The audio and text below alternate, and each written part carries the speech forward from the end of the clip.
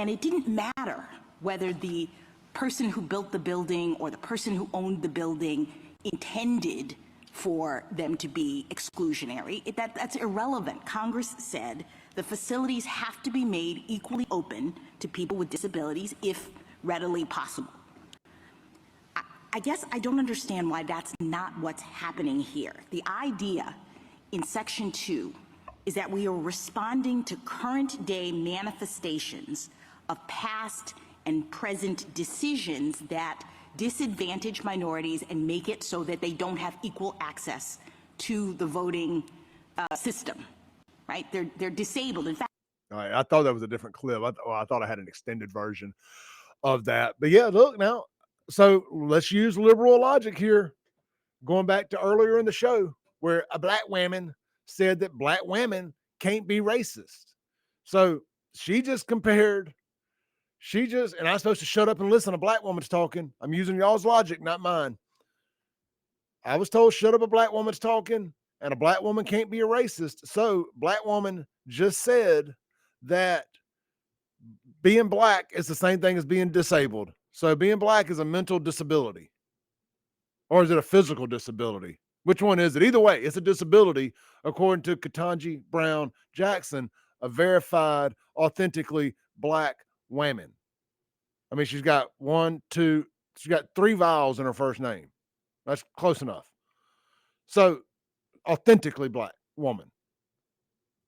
I using her logic, black folk, being black is a disability. Is that explaining why they're always parking in the handicapped parking places without handicap things? Let's take a break. This is the Clay Edwards Show. We'll be right back. The Clay Edwards Show from 7 to 9 a.m. every Monday through Friday morning, 7:07 a.m. to 9 a.m., just to be exact, here on WYAB. Let's read a couple of your text messages. Man, we have 4 or 5 people that have gone and given me a 5-star review this morning, man. Shout out to Michelle.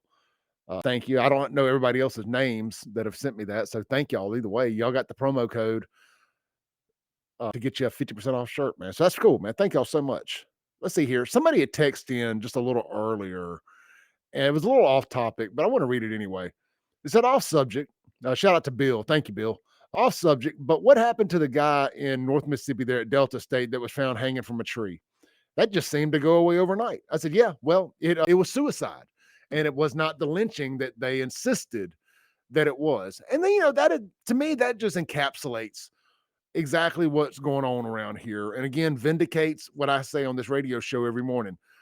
There's no real racism out there coming from white people. It's all coming from black people and brown people and minorities and illegal immigrants and all that stuff.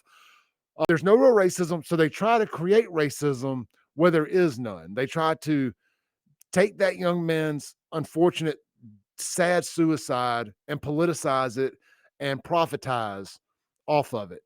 And it was just disgusting. And I'm glad the family got an independent autopsy. I am, because what it does, and I don't know if they ever released the results, but trust me, if they had come back that it wasn't suicide, we would have known by now. Yeah, we would have known. Trust me. That's how you know they didn't get the result that they were necessarily looking for, is because we ain't heard nothing about it. All right, man. When we come back, 4 future rocket scientists, engineers, and astronauts beat a white kid up, the guy that worked for Doge, Big Balls. They lynched him, and they got off of it. We're going to talk about that and more. Don't go nowhere. Filtered, no sugar added talk radio. It's award-winning podcaster Clay. Boom goes La Dynamite.